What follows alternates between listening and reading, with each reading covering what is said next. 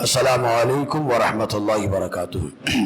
اس سے پہلے الخصائص الکبریٰ اور اہل سنت و جماعت کے معمولات، اس کی 5 قسطوں پر روشنی ڈالی گئی۔ ابھی اپنے سامنے اس کی 6ٹھی قسط ہے۔ اس کا آغاز ہو اس سے پہلے آئیے آقائے نامدار کی بارگاہ میں ہدیہ درود و سلام پیش کریں، پڑھے بآواز بلند صلی اللہ علیہ صلی اللہ علیہ وسلم، صلاۃ و سلام علیک یا سیدی یا رسول اللہ صلی اللہ تعالی علیہ وسلم۔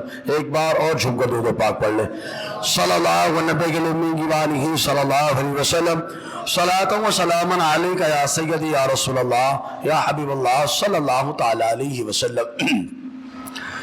معزز سامعین کرام، الخصائص الکبریٰ کے حوالے سے بہت سارے معاملات اور معمولات اور عقائد اہل سنت و جماعت کے جو ہے وہ اجاگر کیے گئے۔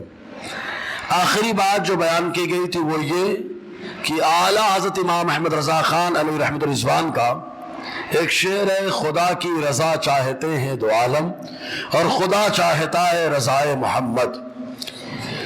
اسی پر ایک حدیث پیش کی گئی کہ حضور صلی اللہ علیہ وسلم جب جنگ بدر سے فارغ ہوئے تو حضرت جبرائیل علیہ السلام اپنی اونٹنی پہ سوار ہو کر کے آئے اور حضور صلی اللہ علیہ وسلم کی بارگاہ میں عرض کیا، اللہ نے مجھے آپ کے پاس بھیجا اور یہ پوچھنے کے لیے بھیجا، حل رضیت، اے محبوب کیا آپ راضی ہو گئے، خوش ہو گئے؟ حضور نے فرمایا نعم رضیت، ہاں میں راضی ہو چکا ہوں۔ تو اعلیٰ علیہ رحمۃ الرضوان نے انہی تمام روایتوں کو دیکھ کر کے یہ شعر لکھا کہ خدا کی رضا چاہتے ہیں دو عالم اور خدا چاہتا ہے رضائے محمد۔ ابھی جب لڑی گئی بدر کا موقع ہو یا احد کا موقع، تو ان دونوں موقع پہ آقا علیہ السلام کو اللہ تعالیٰ نے جو اختیارات دیے، ان اختیارات کا حضور نے استعمال بھی کیا۔ ان اختیارات کا استعمال اس انداز میں کیا کہ اگر کسی کا ہاتھ کٹا تو مصطفیٰ نے لعاب لگا دیا اور اللہ نے شفا عطا فرما دیا۔ کسی کی آنکھ پھوٹ گئی تو حضور نے لعاب لگا دیا، اللہ نے ان کو روشنی عطا فرما دی۔ اور اگر تلوار کی ضرورت پڑ گئی، تلوار چونکہ بدر کے میدان میں مسلمانوں کے پاس بہت کم تھی، نہ کے برابر، تو کئی صحابہ نے حضور سے سوال کیا کہ تلوار کی ضرورت ہے، مصطفیٰ نے کھجور کی شاخ کو توڑا اور توڑ کر کے دے دیا، جب تک ہاتھ میں ہے شاخ ہے، ہاتھ سے نکل گئی اللہ نے تلوار بنا دیا ہے۔ تو ایسے بہت سارے معاملات ہوئے۔ چنانچہ حضرت قتادہ ابن نعمان رضی اللہ تعالی عنہ کی آنکھ کے تعلق سے یہی الخصائص الکبریٰ دوسرے حصے میں 2 جگہ روایتیں نقل کی گئی ہیں اور بڑی پیاری باتیں نقل کی گئی۔ چنانچہ ان کے بارے میں آیا، احد میں بھی ہے ان کے تعلق سے، اور بدر کے بارے میں بھی آیا ان کے تعلق سے۔ چنانچہ حضرت قتادہ ابن نعمان رضی اللہ تعالیٰ عنہ کہتے ہیں الخصائص الکبریٰ دوسرا حصہ صفحہ 649 کے اندر ہے، یہ کہتے ہیں کہ آنکھ میں چوٹ لگ گئی اور چوٹ لگنے کی وجہ سے آنکھ نکل کے باہر آ گئی۔ اب ظاہر سی بات ہے، آنکھ نکل جائے، آج کے ڈاکٹر سے جا کے آپ پوچھیں جب آنکھ نکل جائے تو کیا ہوتا ہے، لیکن الحمدللہ ان کی آنکھ نکلی اور یہ حضور کی بارگاہ میں آئے، مصطفیٰ نے صاف بھی نہیں کیا، بس خالی مصطفیٰ نے آنکھ کے پاس لعاب نکالا، لگا دیا اور آنکھ کو چپکا دیا، اللہ تعالیٰ نے پہلی سے زیادہ اب روشنی آنکھوں میں پیدا فرما دیا ہے۔ چنانچہ خود یہ روایت موجود ہے، دیکھیں 1116 روایت نمبر 1116 اس کے اندر موجود ہے۔ خود وہ فرماتے ہیں فَأَحْسَنَهُمَا، حضور نے پہلے سے بھی اچھا کر دیا، پہلے سے بھی اچھا ان آنکھوں کو کر دیا۔ اور کہاں لٹک گئی تھی معلوم ہے؟ فَصَالَتْ عَلَى خَدِّهِ، اتنی آنکھ زخمی ہو گئی تھی کہ وہ رخسار پر، گالوں پہ آ کے لٹک رہی تھی۔ حضور صلی اللہ علیہ وسلم نے ان کو آنکھوں پہ لگا کر اور حضور صلی اللہ علیہ وسلم نے لعاب لگا دیا، اللہ نے روشنی عطا فرما دی ہے۔ ایسے ہی ان کے تعلق سے احد شریف کے تعلق سے آیا ہے۔ تو یہ حضور صلی اللہ علیہ وسلم کے لعاب کی بات ہے، یہ تو اللہ تعالیٰ نے اپنے محبوب کا پاور عطا فرمایا۔ ایک حدیث میں آیا اگر کوئی جنتی اپنے تھوک کا ایک قطرہ 7 سمندر میں ڈال دے تو 7 سمندر کے پانی کو اللہ تعالیٰ میٹھا فرما دے گا۔ ایک جنتی اگر ایک قطرہ اپنا لعاب ڈال دے تو 7 سمندر کا پانی میٹھا ہو جائے، یہ روایتوں میں موجود ہے، بخاری مسلم کی روایت ہے۔ اب ذرا اندازہ لگائیے، جب ایک جنتی کے ایک قطرہ لعاب میں اتنا پاور ہے تو میرا نبی تو جنت بانٹنے والا ہے، میرا نبی تو جنت بانٹنے والا ہے۔ اللہ تعالیٰ نے جنت کی دعوت دینے والا بنا کر بھیجا، داعیے جنت بنا کے بھیجا ہے۔ ان کے لعاب میں کتنا پاور ہوگا جی۔ اور اس کا احساس بھی ہوا ہے کہ کس کو ہوا؟ خاص طور سے یہودیوں کو ہوا تھا۔ حضور صلی اللہ علیہ وسلم بدر کے میدان کی طرف چلے، راستے میں ایک کنواں آیا، یہودیوں نے اٹھا کے اس میں زہر ڈال دیا، کہا مسلمان پیئیں گے اور جیسے ہی پیئیں گے معاملہ ختم ہو جائے گا۔ ادھر ان لوگوں نے زہر ڈالا، ادھر میرے اللہ نے جبرائیل کو اتار ڈالا، ادھر زہر ڈالا گیا، ادھر جبرائیل آ گئے، آ کر بتایا سرکار پانی مت پینا۔ اس پانی میں یہودیوں نے زہر ملا دیا ہے۔ مصطفیٰ مسکرائے، تشریف لے گئے، اسی کنویں کے پاس جا کے ٹھہرے اور اپنے لعاب کو نکالا، ڈال دیا، زہر کا اثر ختم ہو گیا۔ قیامت تک اللہ تعالیٰ نے اس کنویں کو بیر شفا بنا ڈالا ہے۔ اس کنویں کے اندر جو پانی ہے وہ شفا کا پانی کہلاتا ہے، بیر شفا کہلاتا ہے، جو بدر کے راستے میں آج بھی موجود ہے۔ حضور صلی اللہ علیہ وسلم کے لعاب کی برکت سے اللہ تعالیٰ نے اس کو شفا کا کنواں بنا دیا ہے۔ اور بہت ساری باتیں ہیں لعاب کے تعلق سے، کیا بتائیں، یہ ایک الگ ہی موضوع ہے، اگر رکھا جائے تو خالی لعاب پہ سنتے جائے۔ لوگ کہتے ہیں حضرت علی نے خیبر کے دروازے کو اکھاڑ پھیر ڈالا، ہم نے کہا الحمدللہ حضرت علی نے خیبر کے دروازے کو اکھاڑ کے پھینک ڈالا، لیکن یہ پاور دینے والا بھی کون ہے؟ حضرت علی کی آنکھیں آئی ہوئی تھی، مصطفیٰ نے بلا کے لعاب لگایا، لعاب ہی نہیں مصطفیٰ نے رعاب بھی ڈال دیا، لعاب بھی ڈالا، رعاب بھی ڈالا، اور طاقت اتنی کر دیا آقا نے کہ اللہ تعالیٰ نے ایسا کرم کیا دروازہ اکھاڑ کے پھینک ڈالا، ہے نا۔ تو یہ لعاب مصطفیٰ کی برکتیں۔ بہرحال تو حضور صلی اللہ علیہ وسلم کی ارشاد۔ اب اپنے سامنے 3 روایتیں ہیں، عام طور سے آپ نے سنا ہوگا حضرت عکاشہ کے بارے میں، کہتے ہیں عکاشہ کو حضور نے ایسے لکڑی دی اور تلوار بن گئی، لکڑی دی، اور یہاں 3 روایتیں ہیں، 3 صحابی کو حضور نے لکڑی دی ہے، بہت سلو ہے یار۔ ہاں، پھر اعلیٰ حضرت کی نظر کو دیکھنا، ان تینوں روایتوں کو دیکھو اور اعلیٰ حضرت کی نظر کو دیکھو۔ حضرت عکاشہ رضی اللہ تعالیٰ عنہ کے تعلق سے یہ دیکھو، یہ الخصائص الکبریٰ دوسرا حصہ صفحہ 650، روایت نمبر 1119۔ حضرت عمر ابن عثمان حجبی اپنے والد یعنی عثمان حجبی سے روایت کرتے ہیں، وہ اپنی پھوپھو سے روایت کرتے ہیں، ان عمتی ہی اپنی پھوپھی سے روایت کرتے ہیں، وہ کہتی ہیں کانا عکاشۃ بن محسن رضی اللہ عنہ قال، عکاشہ ابن محسن نے کہا انقطع سیفی یوم بدر، میری تلوار گر گئی بدر کے دن، میری پاس تلوار نہیں رہی، میں نہتہ ہو گیا، میں نے آقا کی بارگاہ میں عرض کیا میری تلوار گر گئی ہے، میں نہتہ ہوں، فاعطانی رسول اللہ صلی اللہ علیہ وسلم عودا، حضور صلی اللہ علیہ وسلم نے ایک لکڑی مجھے دے دی، ایک لکڑی دے دی، فَإِذًا هُوَ سَيْفٌ أَبْيَضُ طَوِيلٌ، تو وہ لکڑی تلوار ہے، سفید ہے، لمبی ہے، بولو نا، لکڑی کیسی ہو گئی؟ لمبی سفید تلوار بن گئی ہے۔ اب آپ اندازہ لگائیں آکے کہ حضرت موسیٰ علیہ السلام جب لکڑی کو پکڑتے تو لکڑی ہے، چھوڑتے تو اژدہا ہے، اور اژدہا بن کر کے نہ جانے کتنے جادوگروں کو کیا کیا کھا گیا وہ، صحیح ہے۔ تو حضرت موسیٰ علیہ السلام کا عصا ایسا رہا، اور مصطفیٰ نے جو چھڑی دی ہے تو جو اپنی ہتھے تھے جن کے پاس کچھ نہیں تھا ان کا سہارا وہ چھڑی بن گئی۔ تو میرے رضا نے کیوں کہا عصائے کلیم، عصائے کلیم ازدہائے غضب تھا، گیروں کا سہارا عصائے محمد، جن کو ضرورت تھی مصطفیٰ نے چھڑی دے دی، اللہ نے ان کو سہارا بنا دیا ہے نا۔ حضرت عکاشہ ایسا نہیں کہ عکاشہ نے لے لیا، خالی بدر میں لڑتے رہے، خالی بدر ختم، لکڑی ہو گئی، نہ ایک بار مصطفیٰ نے بنا دی تو بنا دی، کہتے ہیں حتی اسی وقاتلت بھی میں نے اس سے جنگ کی فحتی حزم اللہ المشرکین یہاں تک کہ اللہ نے کافروں کو شکست دے دی فلم یزل عنہ رضی اللہ عنہ حتی حلق اور وہ تلوار پوری زندگی ان کے پاس رہی یہاں تک کہ وہ پردہ فرما گئے یعنی پوری زندگی وہ تلوار بن کے رہی وہ چھڑی جو بنی تلوار تو انہی کے پاس رہی اور اسی طریقے سے یہ تو حضرت عکاشہ کے بارے میں ہے چند صحابہ کو اور مصطفیٰ نے دیا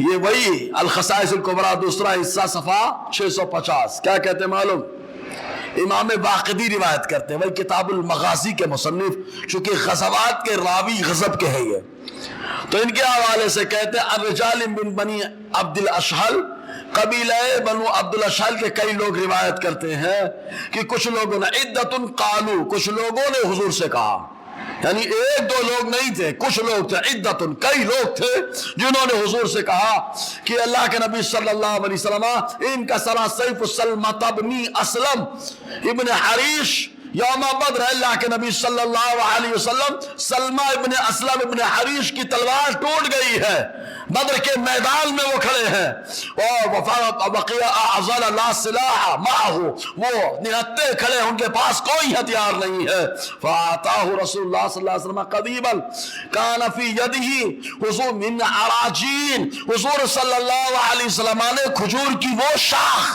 جو حضور کے ہاتھ میں تھی سلمہ ابن اسلم کو دے دیا اور فرمایا اضرب بھی اسی سے مقابلہ کرو انہوں نے مخالفت نہیں کی کہ لکڑی سے کیا مقابلہ کرو جیسے ہی لیا فَإِذَنْ هُوَ سَيْفٌ جَيِّدٌ تو اللہ تعالیٰ نے اسے شاندار تلوار بنا دیا ہے شاندار تلوار بنا دیا ہے تو کس کے لیے حضرت عکاشہ کے لیے بنایا حضرت سلمہ کے لیے بنایا یہ اللہ تبارک و تعالیٰ نے صحابہ کرام پر اپنے مصطفیٰ کی رحمت کا اظہار فرمایا ہے نا اس کے بعد کہتے ہیں فلم یزل عندہ حتی قتل یوم جسر ابی عبید یہ ایک جنگ ہوئی تھی اور یہ جنگ جو ہوئی تھی دیکھو نیچے لکھا معرکۃ الوقات علی شاط الفرات بالقرب من الکوفہ بین المسلمین والفرس فارسیوں اور مسلمانوں کے درمیان کوفہ کے قریب فرات کے کنارے ایک جنگ ہوئی تھی اسی جنگ کو کہتے ہیں جسر ابو عبید اسی جنگ میں حضرت سلمہ رضی اللہ تعالیٰ عنہ شہید ہوئے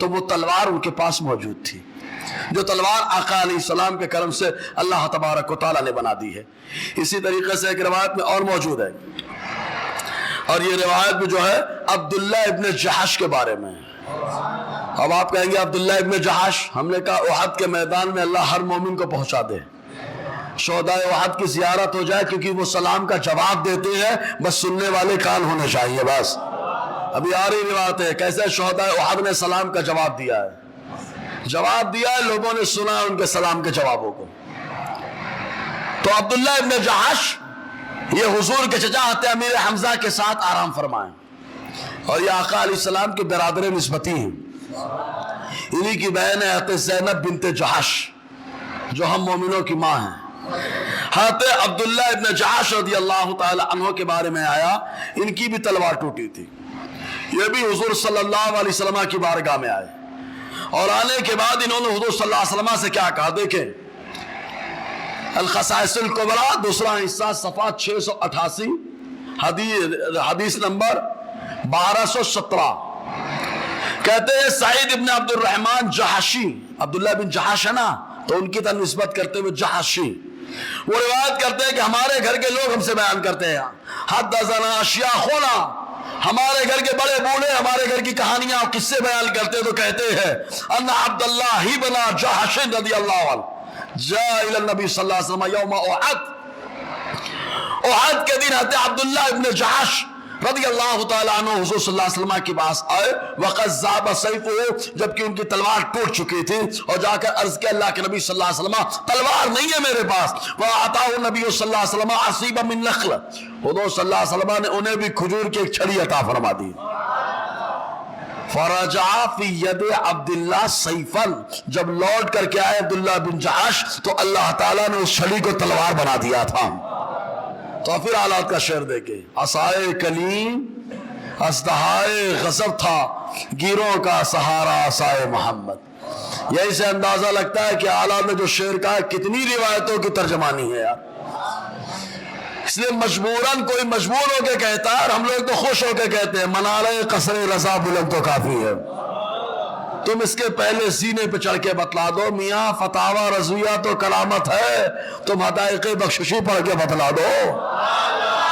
حدائق بخشش کا ایک شعر کتنی روایتوں کی ترجمانی کر رہا ہے. اچھا ہو سکتا ہے کوئی کہہ سکے بھائی یہیں کی چھپی ہوگی کتاب. ہم نے پھر کہا کہاں کی چھپی ہے؟ بیروت کا انڈیا میں ہے, دلی میں, ممبئی میں. ارے حضرات انڈیا کے باہر عالم ممالک میں سے. تو ہم نے کہا اچھا عربیوں نے جو لکھا ہے وہی تو احمد رضا نے کہا ہے, وہی تو احمد رضا کہے تو برا لگ جائے, عربی کہے تو سر جھک جائے, ہے نا. تو بہرحال اسی طریقے سے جنت کی خوشبو صحابہ کو دنیا میں ملی ہے. یہ میں اس لیے کہہ رہا ہوں کہ کبھی کبھی بات آتی ہے تو اجمیر شریف کے جنتی دروازے کے بعد تو نہیں اعتراض کرتے کیونکہ معلوم ہے اپنے بھائی بھائیات آ گئے سب. ان کو معلوم ہوگا اپنے بھائی بھائیات ہیں, جیسے آپ ان گستاخ ہیں ویسے یہ بھی گستاخ ہیں. اس لیے اب تو جا کے پھیٹا بھی بنوا رہے ہیں, سب کر رہے ہیں. صحیح ہے, سب کروا رہے ہیں. اب تو خالی وہاں کوئی نہیں چلتا تو مصطفیٰ جان رحمت والا نہیں چلتا ہے بس. ظاہر سی بات ہے قیامت کے قریب سمٹتے جائیں گے لوگ. تو مگان ہو گیا تو اب خوشبو جہنم کی ملنے لگی لوگوں کو, لیکن جنت کی نہیں ملی. تو جنتی دروازے پہ اعتراض کیا, وہ جنتی دروازہ تم کہتے ہو, جنت کی خوشبو ملتی ہے کیا؟ ہم نے کہا پیارے وہ جنتی دروازہ تجھے وہاں خوشبو نہیں ملی ہے, یہ بتا جنت کی کیاری میں گیا تھا خوشبو ملی تھی کہ نہیں ملی تھی؟ جنت کی کیاری میں گیا تھا, بہت عمرہ کرنے جا رہا ہے, بہت حج کرنے جا رہا ہے, گیا تھا جنت کی کیاری میں, خوشبو پایا کہ نہیں پایا؟ اگر نہیں پایا تو تیرے اندر خامی آئی. ابے جب وہاں جنت کی کیاری میں خوشبو نہیں پایا تو یہاں کیا خوشبو پائے گا؟ لیکن صحابہ نے پایا ہے, صحابہ نے پایا اور بتایا ہے کہ نظر اور اچھی ہو تو سب اچھا ہوتا ہے, اور زکام نہ ہو تو جنت میں اللہ خوشبو عطا فرما دیتا ہے. جنت کی خوشبو دنیا ہی میں اللہ دے دیتا ہے. حدیث دیکھیں, اور یہ حدیث معلوم ہے بخاری شریف کے اندر موجود ہے. بخاری شریف کے اندر یہ حدیث موجود ہے. دیکھیں حدیث نمبر یہ الخصائص الکبریٰ, پہلے حوالہ الخصائص الکبریٰ, دوسرا حصہ صفحہ 284, حدیث نمبر 1204, 12ویں کی نسبت سے, چاروں صحابہ کی نسبت سے 1204. راوی کون ہے؟ انس ابن مالک, جنہوں نے حضور صلی اللہ علیہ وسلم کی 10 سال خدمت کی ہے. کتنے سال؟ 10 سال مصطفیٰ کی خدمت کی ہے. کیا نصیبہ ہے یار. حضور کے خادم کے نام سے جانے جاتے تھے, خادم رسول ان کو کہا جاتا تھا. کیا نصیبہ ان کا رہا.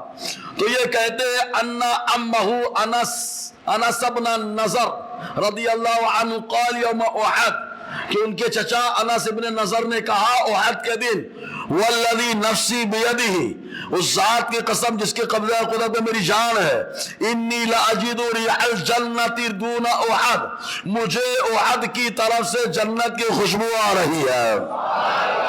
مجھے احد کی طرف سے جنت کی خوشبو آ رہی ہے. پھر اس کے بعد کہا واہ ریح الجنہ, واہ کیا جنت کی خوشبو ہے, واہ کیا جنت کی خوشبو ہے. سونگنے والا تو سونگ کر بتا دیتا ہے. کہا اس کا کیا کنیکشن؟ ہم نے کہا پھر جوڑوں گا بریلی سے. اس کو تو شاید بتایا بھی آپ لوگوں کو. جنت کی خوشبو والی بتا دیے. میرے رضا نے جنتی پھولوں کی خوشبو کو محسوس کیا ہے بریلی میں. دعوت معلوم ہے سب کو, ڈولی والا. اگر سمجھ میں آئے تو بول دو یار, کبھی کبھی اشارے میں بھی کام ہو جائے تو بہتر ہے. جی تو جنت کی خوشبو اللہ تبارک و تعالیٰ نے دنیا ہی میں عطا فرما دی ہے. ابھی ایک چیز اور, کچھ صحابی ایسے جنہیں اللہ تبارک و تعالیٰ نے دنیا ہی میں جنتی ہونے کی خوشخبری بھی دی, اور ان کی عظمت کو مصطفیٰ نے اجاگر فرمایا ہے. سمجھے آپ یہ روایت. کچھ صحابہ کی بات ایسے آئی تو چلنے لگے تو صلی اللہ علیہ وسلم ایک مرتبہ افتخر الحیان من الانصار, انصاریوں کے 2 قبیلے آپس میں جھگڑ پڑے. ایک قبیلے کا نام تھا اوس, دوسرے کا نام تھا خزرج. بتانے لگے ہمارے قبیلے میں یہ، ہمارے قبیلے میں یہ، ہمارے خاندان میں یہ، ہمارے خاندان میں یہ۔ تو قبیلے بنو خزرج کے لوگوں نے کہا 4 لوگ ہمارے قبیلے میں ایسے ہیں جنہوں نے حضور کے زمانے میں قرآن کو جمع کیا ہے۔ 4 لوگ۔ کہا کون کون؟ کہا معاذ، ابی، زید اور ابو زید، یہ 4 لوگ ہمارے قبیلے میں۔ تو اس نے کہا خالی 4 لوگ جنہوں نے قرآن جمع کیا، ہم ان کی عظمت سے انکار نہیں کرتے ہیں، لیکن ہم میں بھی کچھ لوگ ہیں۔ کہا کون ہے؟ کہا منا من اہتز لہ العرش، ہم میں سے ایک ایسا شخص ہے جس کے وصال پر عرش ہلا ہے، جس کے وصال پر عرش ہلا۔ کہا کون ہے؟ کہا سعد ابن معاذ، سعد ابن معاذ۔ 3 روایتیں ان کے بارے میں ابھی آ رہی ہیں۔ عرش ہل گیا ہے، بتائیے عرش ہل گیا ہے یار۔ تو آگے حسن بصری رضی اللہ تعالیٰ عنہ کی روایت مذکور ہے، وہ کہتے ہیں عرش الہی اس لیے ہلا کہ کچھ ایمان والوں کی روحیں اللہ تعالیٰ نے عرش کی قندیلوں میں رکھا ہے، تو جب دیوانہ پہنچتا ہے تو خوشی میں جو ہے نا عرش ہل رہا ہے۔ دیوانے کی روح پہنچی، عرش ہل گیا۔ میرے رضا نے دیکھ کے یوں کہہ دیا عرش پر دھومیں مچی، وہ مومن صالح ملا، فرش سے ماتم اٹھے وہ طیب و طاہر گیا۔ اب سوچو اعلیٰ کی نظر کہاں کہاں ہے۔ والا بظاہر یہ شعر لگتا ہے بس ایسے کہہ دیا ہوگا، نا میرا رضا جب بولتا ہے تو ایسے ہی نہیں بولتا ہے، جب بولتا ہے تو حدیث کو یا قرآن کی آیت کو کسی شعر کے سانچے میں ڈھال کر سمجھا دیتا ہے۔ یہ اللہ تعالیٰ نے کرم کیا، اپنے محبوب کا صدقہ میرے رضا کو دیا ہے۔ جی ہم میں سے ایک ایسے ہیں جن کے لیے عرش ہل گیا ہے، سعد ابن معاذ۔ وَمِنَّا مَنْ أُجِيزَتْ شَهَادَتُهُ بِشَهَادَةِ رَجُلَيْنِ، اور ہم میں سے ایک ایسے شخص ہیں جن کی اکیلے کی گواہی 2 کے برابر قرار دی گئی ہے۔ کون ہے؟ کہا خزیمہ ابن ثابت۔ اور کہا اور کون؟ تو یہ جو آگے بتانا چاہ رہا ہوں پہلے ایک بات بتا دوں۔ قبیلہ ریح زکوان اسیہ میں صحابہ کرام کے ساتھ دھوکہ کیا، ان میں سے ایک خاتون تھی، بہت تفصیلی واقعہ ہے۔ اس کے باپ کو ایک صحابی نے ڈیلیٹ کر دیا تھا، زندگی ختم کر دی، ہمدانی صاحب کے بقول ٹپکایا ہے نا۔ تو اس نے جو ہے نا کیا منت مانی کہ میں اگر ان کو شہید کر دوں گی تو ان کی کھوپڑی میں شراب بھر کے پیوں گے۔ اس نے منت مانی۔ حضرت عاصم ابن ثابت کو لے جایا گیا، دھوکہ دیا گیا، شہید کرنے کا منصوبہ اور کر بھی دیا گیا، لیکن جب ان کے بدن کے قریب جانے لگے تو حضرت عاصم نے دعا کی، اے اللہ میرے بدن کی حفاظت فرما۔ آپ کی دعا بارگاہ خداوندی میں ایسی قبول ہوئی، اللہ نے شہد کی مکھیوں کو بھیج دیا۔ شہد کی مکھیوں نے آپ کے بدن کی حفاظت کی، پھر اس کے بعد پانی آیا اور آپ کے جسم مبارک کو کہاں لے گیا اللہ بہتر جانے۔ تو شہد کی مکھیوں نے آپ کے بدن کی حفاظت کی ہے۔ تو کہتے ہیں وَمِنَّا مَنْ حَمَتُهُ الدَّبْرُ عاصم بن ثابت، ہم قبیلہ بنو عاص میں سے ایک ایسے ہیں جن کی حفاظت کے لیے اللہ نے شہد کی مکھیوں کو بھیجا ہے، شہد کی مکھیوں کو بھیجا، اللہ تعالیٰ نے بھیجا ہے۔ وَمِنَّا غسیل الملائکہ، اور ہم میں سے ایک ایسے ہیں جنہیں فرشتوں نے آسمان میں غسل دیا ہے۔ کہا کون ہے؟ کہا حنظلہ ابن ابو عامر۔ جب یہاں پہ بات ہے تو ایک اور بات بتا دیں، 3 صحابی ایسے ہیں جن کو زمین پہ نہیں آسمان پہ غسل دیا گیا ہے۔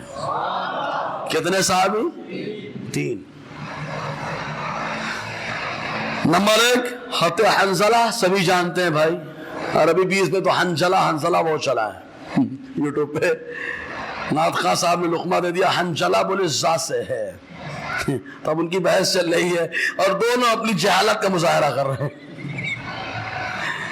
اب یہی ہوگا جب آدمی کتابوں سے دور جائے گا نا تو جہالت اتنی بڑھتی جائے گی، اس لیے کتابوں سے رشتہ مضبوط ہونا چاہیے۔ جس نے کتابوں سے اپنے رشتے کو مضبوط کر لیا اس کا ایمان مضبوط ہوتا رہتا ہے، ایمان میں تازگی آتی رہتی ہے۔ تو حضرت حنظلہ نمبر 2، حضور کے چچا حضرت امیر حمزہ، خود حدیث سے موجود ہے، آقا علیہ السلام نے ارشاد فرمایا میں نے دیکھا میرے چچا امیر حمزہ کو فرشتوں نے آسمان پر لیا اور فرشتے میرے چچا امیر حمزہ کو غسل دے رہے ہیں۔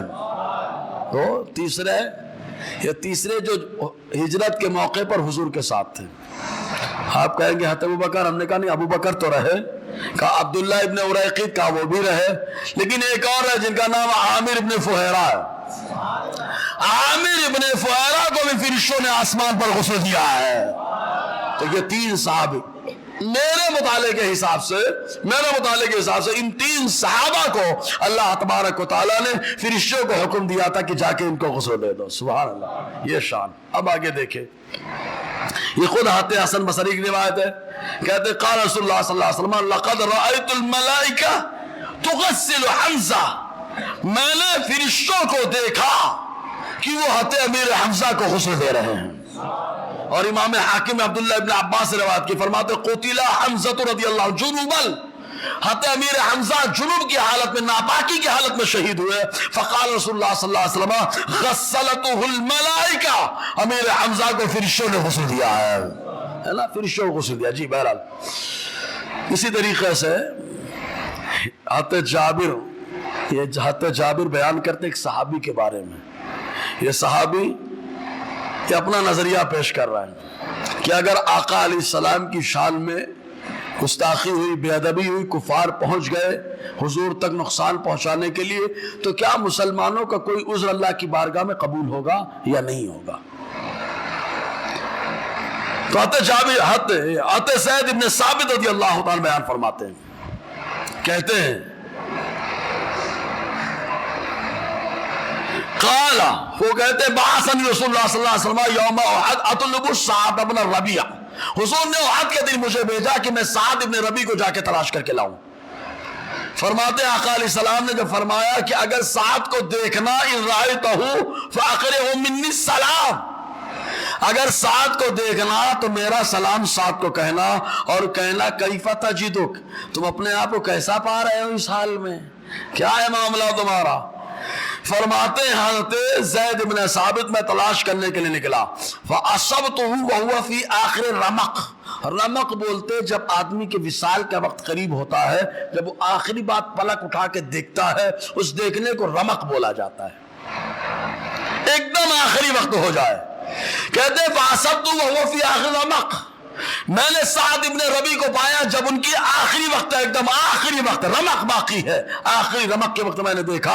وَبِهِ 70 ضربا، جبکہ ان کو 70 زخم لگے ہوئے تھے، کچھ زخم تیر کے ہیں، کچھ نیزے کے ہیں، کچھ تلوار کے ہیں. فقال رضی اللہ تعالی عنہ، تو سعد ابن ربی نے زید ابن ثابت کو دیکھتے ہی کہا قل له یا رسول اللہ انی اجد ریح الجنہ، آپ جا کر مصطفیٰ جان رحمت سے کہہ دینا آپ کا سعد اس حال میں ہے کہ دنیا ہی میں جنت کی خوشبو پا رہا ہے. آپ کا سعد اس حال میں ہے کہ دنیا ہی میں جنت کی خوشبو پا رہا ہے. معلوم میرے مصطفیٰ نے پورے احد پہاڑ کو جنتی پہاڑ بنا دیا ہے. معلوم ہے حضور نے فرمایا احد جنتی پہاڑ ہے، جنتی پہاڑ ہے. یہی وجہ ہے کہ صحابہ کرام جڑی بوٹی تلاش کرنے کے لیے دوسرے جنگلوں میں نہیں جایا کرتے تھے، بلکہ جاتے تھے احد کے پہاڑ میں. بولے یار، خود صحابہ کرام اگر اپنے غلام اور کنیزوں کو حکم دیتے جاؤ جڑی بوٹی تلاش کر کے لاؤ، تو کہتے کہیں مت جانا، احد کی پہاڑی پہ جاؤ، وہاں سے تلاش کر کے لاؤ. اگر پوچھا جاتا کیوں، تو فرماتے اس لیے کہ احد کو مصطفیٰ نے جنتی پہاڑ بنا دیا ہے، تو جو وہاں کی جڑی بوٹیاں ہیں سب اللہ نے جنت سے عطا فرما دی ہیں. یہ احد کا پہاڑ. جی تو فرمایا میں جنت کی خوشبو پاتا ہوں. یہ حضور سے کہہ دینا خالی. وَقُلْ لِقَوْمِ الْأَنصَارِ، اور میری قوم انصار سے کہہ دینا، انصار قبیلے سے کہہ دینا لا عذر لکم عند اللہ، اللہ کی بارگاہ میں تمہارے لیے کوئی عذر کا موقع نہ ہوگا. ان خلصا الی رسول اللہ صلی اللہ علیہ وسلم، جب حضور صلی اللہ علیہ وسلم تک کفار پہنچ گئے اور تمہارے اندر جان باقی ہے، تمہارے اندر جان باقی ہے، کفار حضور تک اگر پہنچ گئے تکلیف دینے کے لیے، تو رب کی بارگاہ میں ایک بھی عذر قبول نہیں ہوگا. وفاضت نفسہ، اور ان کی آنکھیں ڈبڈبا گئی اور روح بدن سے روانہ ہو گئی. یہ سعد ابن ربی رضی اللہ عنہ، تو دنیا ہی میں انہوں نے جنت کی خوشبو پالی. اب آپ کہیں گے حضرت روز چل رہا ہے، احد کے شہداء سلام کا جواب دیتے ہیں، تو اس پر بھی تو آنا چاہیے. تو ایک بار جھوم کر درود سنائے پھر سناتا ہوں. صلی اللہ علیہ صلی اللہ علیہ وسلم، صلاۃ و سلام علیک یا سیدی یا رسول اللہ صلی اللہ تعالی علیہ وسلم. یہ کئی حدیثیں ہیں، سب نشانات دیکھ رہے ہوں گے آپ، یہ ٹوٹل اسی پہ نشانات لگے ہوئے ہیں سب ٹوٹل۔ احد کے شہداء جواب دیتے ہیں یا نہیں دیتے، ڈائریکٹ حضور سے پوچھتے ہیں۔ اور شہداء زندہ ہیں کہ نہیں زندہ ہیں؟ کس نے کہا ہے؟ نا اللہ نے کہا ہے۔ اللہ فرماتا ہے زندہ ہے، گمان بھی مت کرنا مردہ کرنے، اور بولنا بھی مت زبان پہ، گمان بھی مت لانا، بولنا بھی مت۔ تو اللہ تعالیٰ قادر مطلق ہے، وہ جسے چاہے زمین کے اوپر زندگی دے اور جسے چاہے زمین کے اندر زندگی عطا فرما دے۔ وہ قادر ہے، وہ قادر ہے، ہر چاہے پہ قادر ہے۔ اس نے چاہا کہ شہداء زندہ رہے، اس کی چاہت پہ وہ قادر ہے، وہ زندہ ہے، وہ اللہ روزی دیتا ہے انہیں۔ اب روزی کیسے دیتا ہے تو ہمیں سمجھ میں نہیں آتا ہے، اللہ روزی دیتا ہے انہیں جی۔ ارے وہ تو زمین کے اندر ہے، کچھ لوگ تو زمین کے اوپر بھی زندہ ہیں۔ کہاں زندہ ہے؟ کہاں غار میں زندہ ہے؟ کہاں کون سے غار میں زندہ ہے؟ ہم نے کہا جہاں لیٹ گئے اسی غار کو عظمت دے دیا، اور یہ اللہ والے اصحاب کہف کہلاتے ہیں یار۔ اللہ کروٹیں بدلواتا ہے، وَنُقَلِّبُهُمْ، اللہ کروٹ بدلواتا ہے۔ بتاؤ زندہ ہے وہ، اور کئی سالوں سے زندہ ہے، اور بنی اسرائیل کے ہو کے زندہ ہے، حضرت عیسیٰ کے امتی ہو کے زندہ ہے۔ جب بنی اسرائیل اور حضرت عیسیٰ علیہ السلام کی امت کے ولیوں کا یہ عالم ہے، عیسیٰ علیہ السلام کی امت میں جو ولی ہے ان کا یہ عالم ہے، تو مصطفیٰ کی امت کے ولیوں کا عالم کیا ہوگا یار؟ کہا وہ ولی زندہ ہے، اور مصطفیٰ کے امت کے ولی مردے زندہ کرتے ہیں، مردہ زندہ کرتے ہیں جی۔ بہرحال تو یہ حدیث دیکھ لے، راوی حضرت ابو ہریرہ رضی اللہ تعالیٰ عنہ، الخصائص الکبریٰ، دوسرا حصہ صفحہ 694، حدیث نمبر 1242۔ ابو ہریرہ رضی اللہ تعالیٰ عنہ کہتے ہیں ان رسول اللہ صلی اللہ علیہ وسلم قال للشہداء احد، حضور صلی اللہ علیہ وسلم نے شہداء احد سے فرمایا اشہد ان ہؤلاء الشہداء عند اللہ، حضرت نے فرمایا میں گواہی دیتا ہوں یہ اللہ کی بارگاہ میں شہداء ہیں، یہ اللہ کی بارگاہ میں شہداء ہیں، فأتوہم وزوروہم، حضرت نے فرمایا ان کے پاس آیا کرو، ان کی زیارت کیا کرو۔ اے اللہ کے نبی صلی اللہ علیہ وسلم، ہم تو ان کی زیارت نہیں کر پاتے، ہم جاتے ہیں تو جہاں پہ وہ مدفن ہے، وہ مدفن، وہ مزار، وہاں کی زیارت ہوتی ہے۔ تو کہا ظرف بول کر کے میرے مصطفیٰ نے مضروب بھی مراد لیا ہے، اور مضروب بول کر کے کبھی کبھی ظرف بھی مراد لے لیا ہے، یعنی جگہ بول کر جگہ والا، اور جگہ والا بول کر جگہ بھی مراد لیا ہے۔ تو حضور نے فرمایا ان کے پاس آیا کرو، زیارت کیا کرو۔ کیوں؟ والذی نفسی بیدی، قسم کھا کے حضور کہہ رہے ہیں، اور دروس بلاغت میں پڑھا ہوگا جو بچے ہیں موجود مدرسے کے، کہ تاکید کیوں لائی جاتی ہے؟ کہا تاکید لائی جاتی ہے اس وقت جب سامنے والا انکار کرنے والا ہو یا شک کرنے والا ہو۔ کہا اس وقت صحابہ ہیں، صحابہ تو مصطفیٰ کی ہر بات مانتے ہیں، وہ تو شک نہیں کرتے، انکار بھی نہیں کرتے ہیں، تو پھر یہ قسم، یہ تاکید کیوں؟ تو کہا مصطفیٰ کو معلوم ہے ابھی انکار نہیں ہے، لیکن آگے چل کے انکار ہوگا، اس لیے حضور صلی اللہ علیہ وسلم نے پہلے قسم لے کر ان انکار کرنے والوں کا رد کیا، اور آقا فرماتے ہیں والذی نفسی بیدی، اس ذات کی قسم جس کے قبضہ قدرت میں میری جان ہے، لا یسلم علیہم احد الا یوم القیامہ الا ردوا علیہ، سن لو قیامت تک جو شخص بھی احد کے شہداء کو سلام کرتا ہے، شہداء احد اس کے سلام کا جواب دیتے ہیں، اس کے سلام کا جواب دیتے ہیں۔ کہا کسی نے سنا بھی ہے؟ ہم نے کہا اب حضور نے کہا ہے تو صحابہ تو ٹرائل مار ہی لیں گے، ٹرائل مار لیا جائے، دیا کہ نہیں دیا۔ تو کچھ صحابہ پہنچے، یہ کون ہے؟ عبداللہ ابن فروا، یہ روایت کرتے ہیں، وہی اس کے آگے والی روایت کہتے ان نبی صلی اللہ علیہ وسلم زارا قبور الشہداء احد، حضور صلی اللہ علیہ وسلم نے احد شریف میں شہداء کی قبروں کی زیارت کی، اور کہا اللہم ان عبدک و نبیک یشہد ان ہؤلاء الشہداء، اے اللہ تیرا بندہ خاص، تیرے پیغمبر خاص گواہی دیتے ہیں کہ یہ لوگ شہداء ہیں، وَأَنَّهُمْ مَنْ زَارَهُمْ اور سَلَّمَ عَلَيْهِمْ إِلَى يَوْمِ الْقِيَامَةِ رَدُّوا عَلَيْهِ، تو جو ان کی زیارت کرے یا ان کو سلام کرے قیامت تک یہ سلام کا جواب دیتے ہیں، یہ سلام کا جواب دیتے ہیں۔ یہ حضور نے فرما دیا۔ اب کیسا جواب ملا؟ عطاف کہتے ہیں، اسی کے آگے کے الفاظ، عطاف کہتے ہیں میری خالہ نے مجھ سے بتایا کہ انہا زارت قبور الشہداء، کہ وہ شہدائے احد کی قبروں کی زیارت کو گئی تو کہا وَلَيْسَ مَعِيَ إِلَّا غُلَامَانِ يَحْفَظَانِ عَلَيَّ الدَّابَّةَ، اور میرے ساتھ خالی 2 بچے تھے جو میری سواری کی حفاظت کرتے تھے۔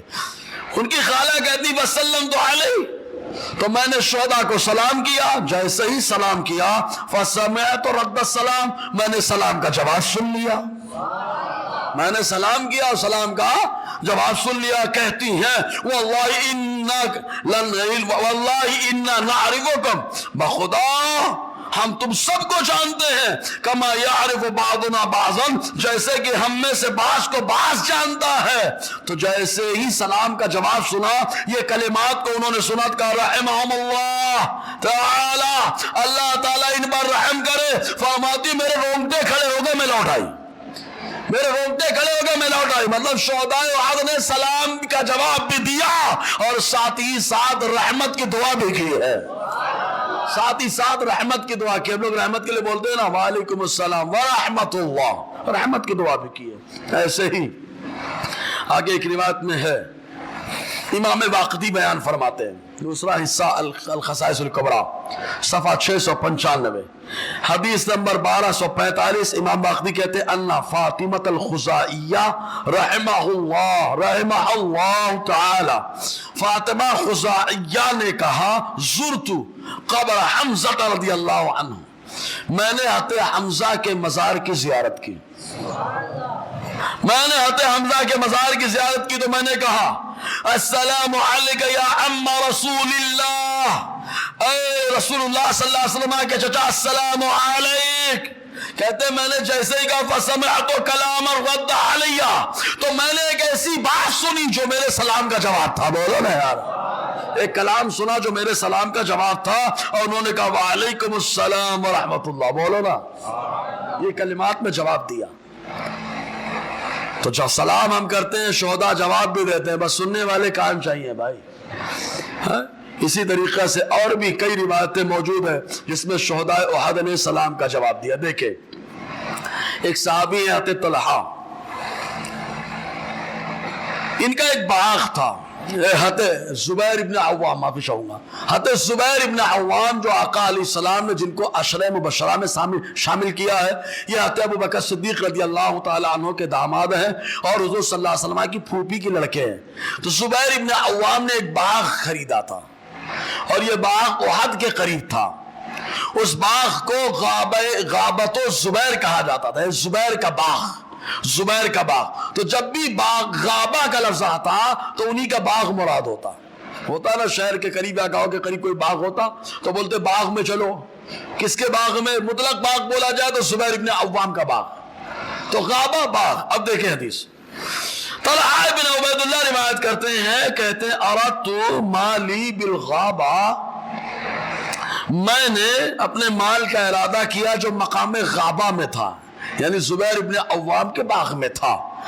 فَأَدْرَكَنِ اللَّيْلُ، رات ہو گئی، رات جب ہوئی فَأَوَيْتُ إِلَىٰ قَبْرِ عبد اللہ ابن عمرو ابن حرام، تو جب رات ہو گئی میں نے کہا اکیلے رہوں گا، تو عبداللہ ابن عمرو ابن حرام رضی اللہ تعالی عنہ کے قبر کے پاس چلا گیا، رات میں کہا کہ ان کی قبر کے پاس میں چلا گیا۔ فَسَمِعْتُ قِرَاءَةً مِنَ الْقَبْرِ، تو میں نے سنا قبر سے قرآن کی کوئی تلاوت کر رہا ہے۔ اتنی سیلوں میں نہیں چلتا بھائی، میں نے سنا کہ قبر سے قرآن کی کوئی تلاوت کر رہا ہے۔ فرماتے ما سمعت احسن منہا، اس سے بہتر میں نے تلاوت ہی نہیں سنی تھی۔ ما سمعت احسن منہا، میں نے اس سے بہتر تلاوت نہیں سنی۔ اور سننے کے بعد جب میں آیا حضور کے پاس تو میں نے حضور سے فذکرت ذلک لہ، اس کا ذکر حضور سے کیا تو مصطفیٰ ہے مدینے میں، عبداللہ ابن عمرو ہے مزار میں۔ کہتے جیسے ہی حضور سے ذکر کیا تو آقا فرماتے ذاک عبداللہ، وہ اللہ کا بندہ عبداللہ ابن عمرو ہے جو اپنے مزار میں رہ کر قرآن کی تلاوت کرتا رہتا ہے، اپنے مزار میں رہ کر قرآن کی تلاوت کرتا ہے۔ سننے والے کون ہیں؟ حضرت طلحہ، بولو نا یار، سننے والے حضرت طلحہ۔ اچھا یہ شہید ہے کیا؟ ان کے مزار ان کی قبر کے پاس گئے، معلوم یہ ہوا مصطفیٰ کے صحابی بھی زندہ ہیں، قبر میں زندہ ہے، مصطفیٰ کی امت کے ولی بھی زندہ، تلاوت کر رہے ہیں ماشاءاللہ۔ پھر حضور صلی اللہ علیہ وسلم نے ان کا تذکرہ ایسے ہی فرمایا. ایک روایت میں یوں آیا, یہ روایت ترمذی شریف کے اندر ہے. امام ترمذی نے اس روایت کو حسن کہا ہے اور امام حاکم نے اس روایت کو صحیح کہا ہے.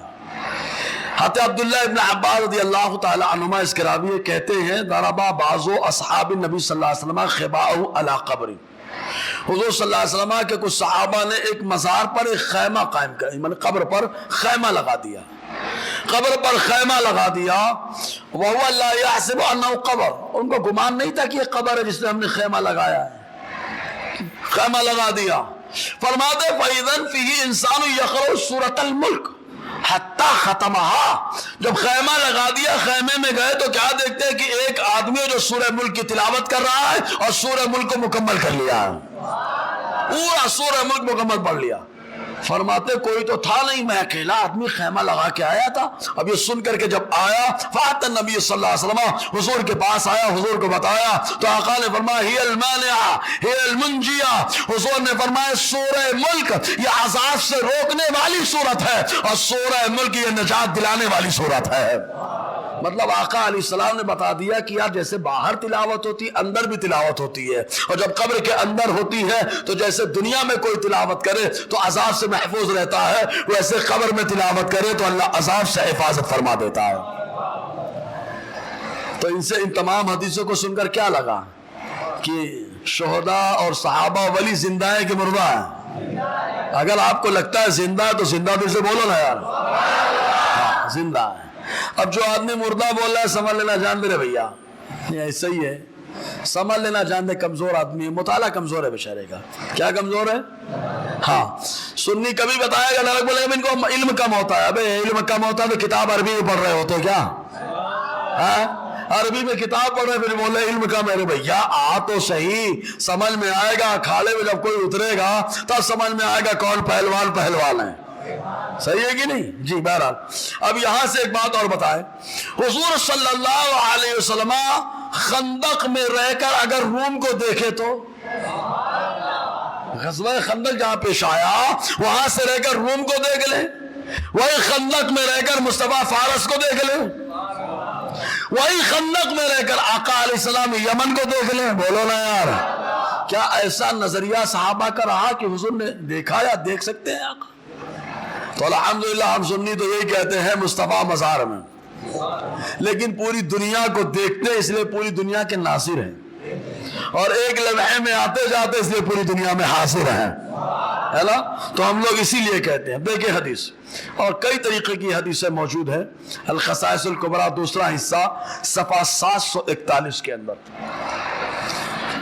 حضور صلی اللہ علیہ وسلم نے کس انداز میں کیا دیکھا, یہ حدیث.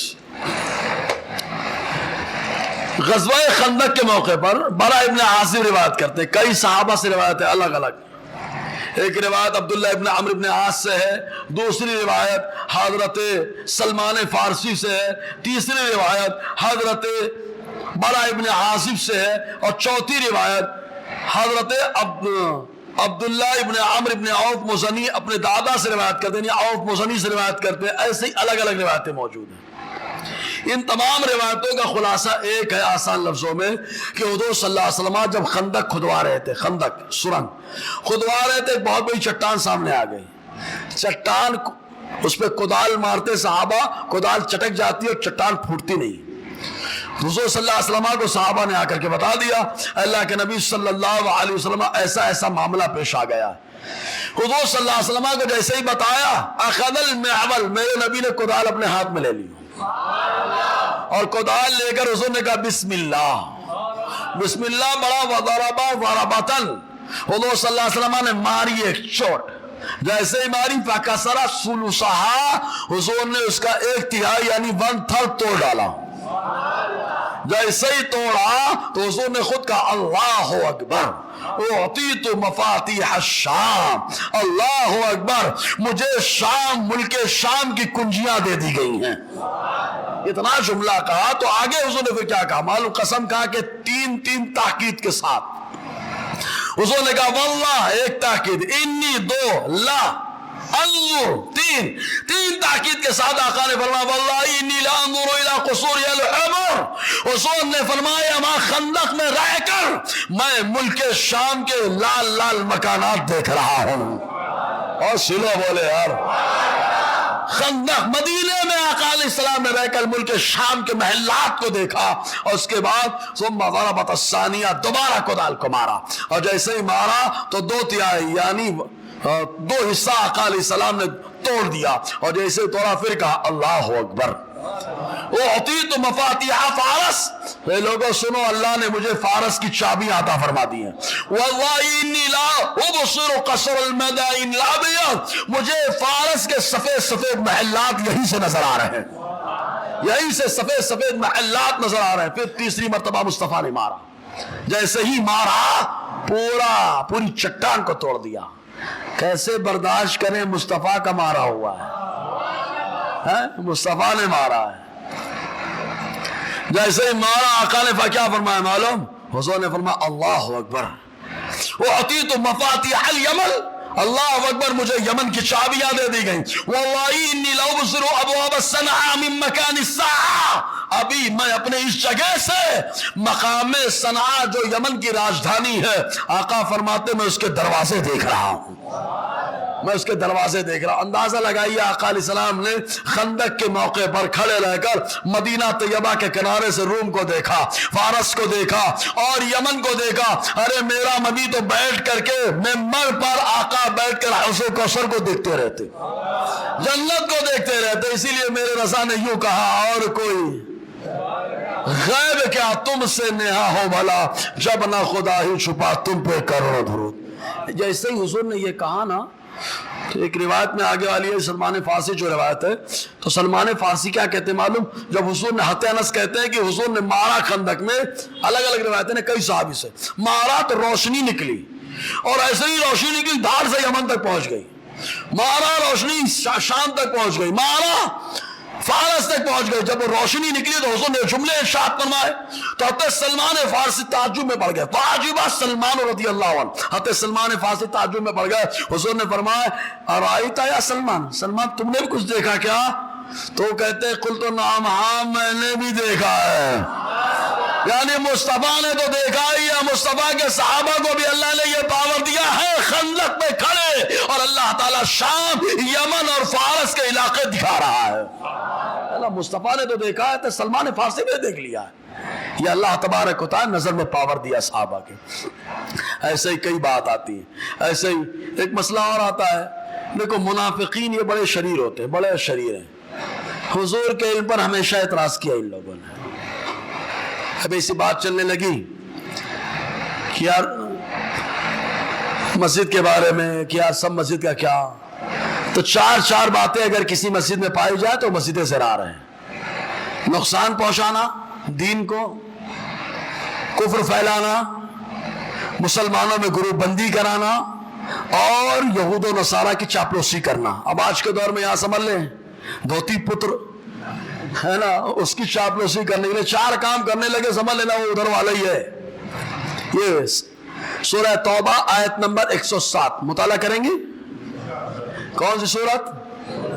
زور سے بولو نا یار. سورہ توبہ آیت نمبر 107 یہ آیت پڑھ لینا, پوری تفسیر دیکھ لینا. پھر 108 میں جب جانا تو حکم معلوم ہو جائے گا کہ اس مسجد کا حکم کیا ہے. اللہ فرماتا ہے لا تقم فیہا ابدا, اے محبوب جو ایسی مسجد ہو اس میں کبھی آپ قدم مت رکھنا.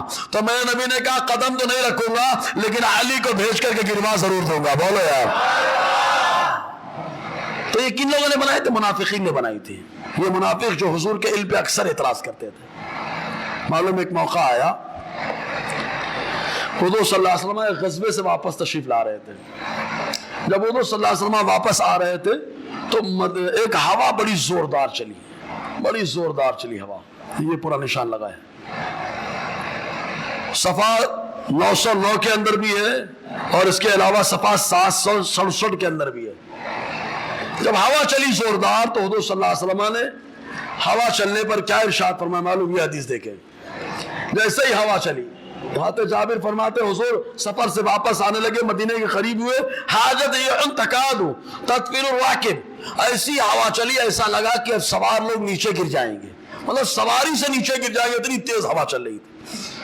تو حضور صلی اللہ علیہ وسلم کی زبان سے نکلا بعثت ھذی الریح لموت منافق، یہ ہوا چلی ہے یہ بتانے کے لیے کہ ایک منافق مدینے کا مر گیا ہے۔ جب مدینے کے قریب پہنچے تو معلوم ہو واقعتاً ایک منافق مر چکا ہے۔ کون تھا وہ منافق معلوم ہے؟ حاشیے میں دیکھیں آپ، رفاع ابن زید ابن تابوت جو قبیلہ بنو قینقاع کا تھا، یہ مر گیا۔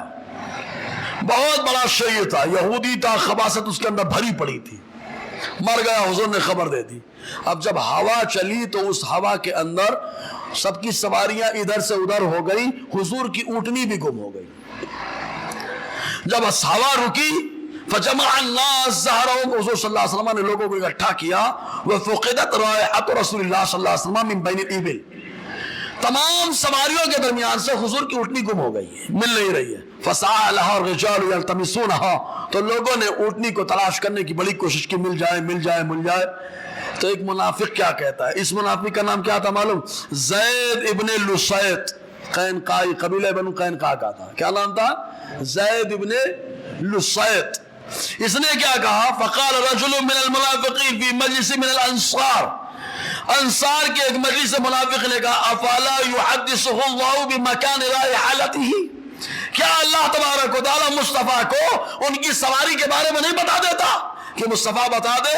ارے ہوا چلی تو بتائے منافق مر گیا، مدینے میں ہو معاملہ یہاں بتاتے ہیں، ارے اونٹنی کا معاملہ نہیں بتا دیتے؟ اتنا اس نے بولا اور بول کر کیا کیا، اپنے ساتھیوں کے بیچ سے اٹھا، سو مقام المنافق وترکہم، اپنے ساتھیوں کو چھوڑ دیا، حضور کے پاس آیا کہ حضور کی اب بات سنے۔ جیسے ہی پہنچا، جیسے ہی پہنچنا سننے کے لیے بیٹھا، آقا فرماتے ان رجلا من المنافقین شمت ان ضلت ناقۃ رسول اللہ، کہ ایک منافق شخص نے شرارت کی ہے کہ اللہ کے رسول کی اونٹنی گم گئی ہے، اور اس نے کہا افلا یحدث اللہ بمکان ناقتہ، کیا اللہ تعالیٰ انہیں بتا نہیں دیتا کہ اونٹنی کہاں پر موجود ہے؟ آقا آگے فرماتے کیا معلوم؟ وَإِنَّ اللَّهَ قَدْ أَخْبَرَنِي بِمَكَانِهَا، اے لوگوں سنو، میرے اللہ نے بتا دیا میری اونٹنی کہاں ہے۔ بہت سلو یار، علم پر اعتراض کیا، مصطفیٰ نے بتا دیا، وہ ایسا ایسا بکواس کر رہا ہے اور میرے اللہ نے بتا دیا میری اونٹنی کہاں ہے، بولو نا یار۔ اور اس کے بعد حضور نے فرمایا یاد رکھو حقیقی غیب اللہ جانتا ہے، اور اونٹنی کہاں ہے؟ وَهِيَ فِي الشَّعْبِ الْمَقَامِ مُقَابِلِ لَكُمْ، سامنے جو گھاٹی ہے جاؤ چلے جاؤ، وَقَدْ تَعَلَّقَ زِمَامُهَا بِشَجَرَةٍ، اس کی لگام اس کی نکیل ایک درخت میں پھنسی ہوئی، جاؤ پکڑ لو۔ صحابہ کرام گئے، اونٹنی لے کر آ گئے، بہت سلو ہے یار۔ فَعَمَدُوا إِلَيْهَا فَجَاءُوا بِهَا، صحابہ گئے اونٹنی لے کر آ گئے، یعنی صحابہ جانتے ہیں کہ مصطفیٰ جانتے ہیں، اور مصطفیٰ کو اللہ نے بتایا اس لیے جا کے لے آئے، لیکن اب منافقوں میں ہنگامہ مچا۔ ابو بول کے گیا تھا فَأَقْبَلَ الْمُنَافِقُ سَرِيعًا، دوڑتے ہوئے منافق آیا اور اپنے ساتھیوں کے بیچ میں بیٹھ گیا، یہ تم میں سے کوئی گیا تھا کیا بتانے کے لیے کہ میں نے ایسا ایسا کہا ہے؟ تم میں سے کوئی گیا تھا بتانے کے لیے؟ تو سب نے کہا ہم تو ایسے ہی بیٹھے ہیں۔ پھر کہا انشدکم باللہ لتا احد منکم محمدا، تمہیں اللہ کا واسطہ دیتا ہوں، بتاؤ کیا تم میں سے کوئی شخص مصطفیٰ جان رحمت کے پاس گیا تھا، جا کے بتایا تھا؟ تو سب نے کہا نہیں نہیں بتایا۔ تو اس نے جانتے کیا کہا؟ ارے فَإِنِّي وَجَدْتُ عِنْدَهُ حَدِيثِي، ارے جو بات میں یہاں بول کر کے گیا، جب میں وہاں پہنچا تو وہاں ان کو خبر ہو گئی تھی یار، انہوں نے بتا دیا، ان کو خبر ہو گئی۔ اب وہ منافق ہے لیکن کیا کہہ رہا ہے معلوم؟ فَأَشْهَدُ أَنَّهُ لَرَسُولُ اللَّهِ، اب میں قسم کھا کے کہتا ہوں، میں گواہی دیتا ہوں کہ وہ اللہ کے پیغمبر ہے۔ منافق حضور کے علم پر اعتراض کر رہا ہے، لیکن مصطفیٰ جان رحمت نے بتایا تو اس نے بھی اعتراف کر لیا کہ نبی جانتے ہیں، بولو نا یار۔